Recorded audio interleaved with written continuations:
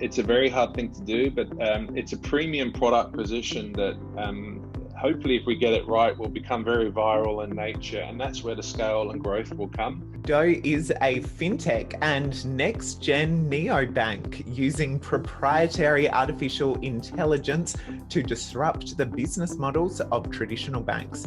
Douugh is developing a subscription-based financial wellness platform which, in combination with a smart bank account and debit card, will autonomously help customers spend wisely, save more, and build wealth. Founder and CEO Andy Taylor joins me today to discuss Dough's strong and recent debut on the ASX. Andy, welcome to TCN TV. Thank you for having me. Now, you say you're changing people's relationships with money and on a mission to democratize banking, and investors have certainly jumped on board following your ASX debut. Where do you think they're seeing the upside with respect to transforming these values into shareholder returns? Good question. Well, look, I think investors are seeing the headwinds that's happening in the banking sector, and this has really come ever since the Royal Commission came out locally here. And I think now with COVID and the impact that's had, especially on digital business models and digital banking business models, you're now seeing a mass acceleration to contactless payments and digital banking, which is really what we're promoting. And certainly, the financial struggles people are going through now, the problem we're trying to solve around financial wellness is bigger than it's ever been. So there's certainly a lot of demand for what we're doing. Now, Douugh is developing a subscription-based BaaS, banking as a service, which in combination with a smart bank account and debit card enables a client to increase their financial wealth. How does your BaaS model, app included, potentially benefit a client? Yeah, so there's a lot of acronyms there, but we're actually running a SaaS business ultimately. The banking as a service component is that we partner with a bank and leverage their license and infrastructure, so we don't take on the capital risk of becoming a licensed bank. So really, the app that we're developing is a fusion of banking and investment management coming into a single app around this smart bank account concept. Ultimately, the bank account is the fulcrum of that strategy. And what we're asking customers to do is pay their salary into Douugh and help us build a plan to help them live financially healthier.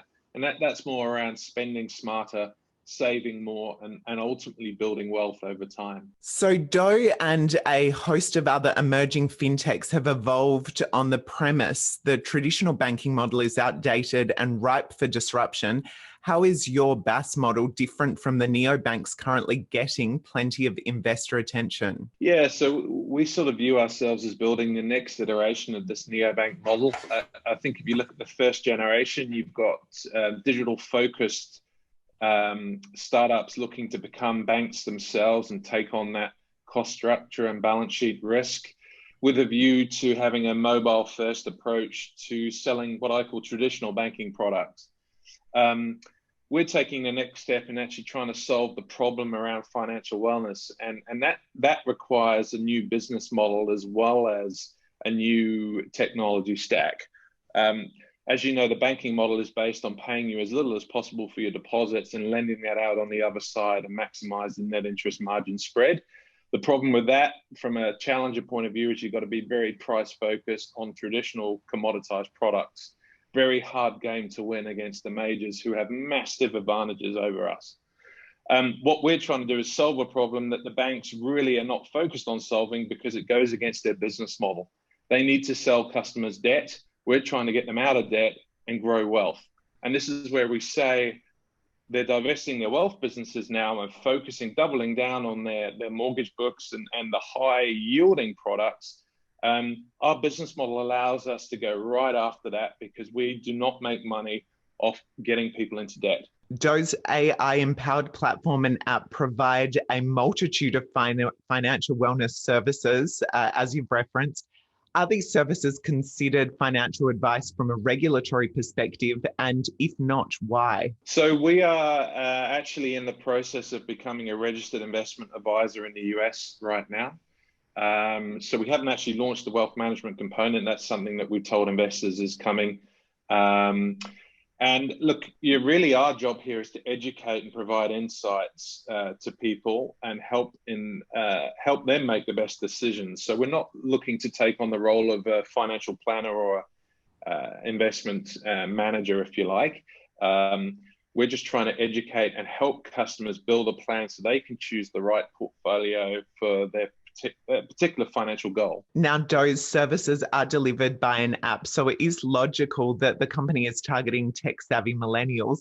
Mm-hmm. What other characteristics do your target client base have? Yeah, look, our customer base, we sort of call it this Henry segment, which is a high-end and not rich yet segment that we're starting on, but really we'll build out from there quite quickly. And the customers that will be attracted to this are the ones that look to technology to help them live more efficiently, help take on a lot of the responsibility around money management. And this is the key insight we had, was we want to build a fully automated model over time that renders the customer more passive in that engagement model and allows the machine to do the decisioning. And this is where the AI machine learning really comes in.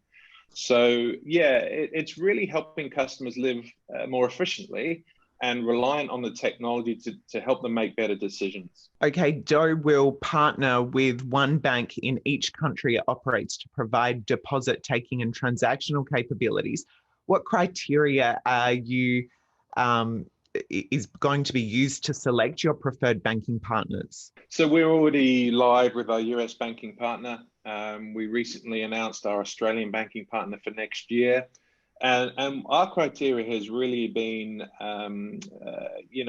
finding banking partners that are typically value aligned. And this is where community banks are more value based to our model.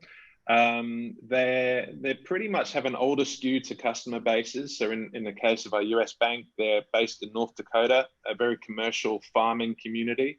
They don't really have access to millennials or digital propositions to get national distribution, similar with Regional Australia Bank in Australia. So we think we found our sweet spot with community banks that are quite happy to sit behind and power this from a balance sheet point of view and take the learnings from working with a FinTech. Now, Douugh has a long-time strategic partnership with Mastercard. What are the advantages of this relationship? Yeah, for us, it was very important that we had a long-term alignment with one of the scheme partners, in this case, Mastercard. We chose because of their outlook, their work in digital payments, and the global focus around financial wellness. So what this gives us is obviously an issuing partnership on the payment rails, but more importantly, support from a marketing point of view and early access and collaboration around R&D initiatives, specifically in the digital payment space where we're going to be putting a lot of effort into. When Douugh launches its Australian app next year, the focus will be on retail clients, but longer term, the company is also looking to push into the SME banking segment. What difference will the Douugh app have for small business clients? Yeah, look, I think we're really excited about this opportunity, especially again, since COVID has ravaged the economy. We think all the tools we're building here for consumers naturally extend to small business, which are typically owner operated, again, very focused on cash flow management.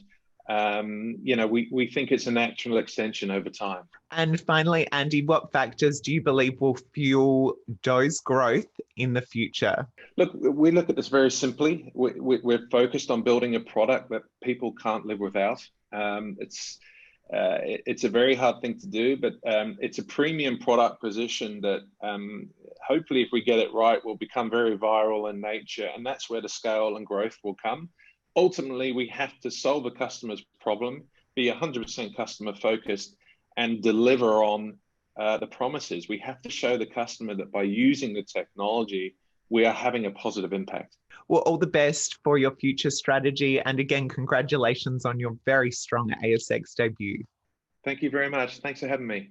And thank you for watching. Now, if you like what you see, please be sure to like and comment on the video. Tell us who you would like to see next and what you would like me to ask them. Or if you're an investor, send us an email so we can keep you in the loop with the latest ideas to empower.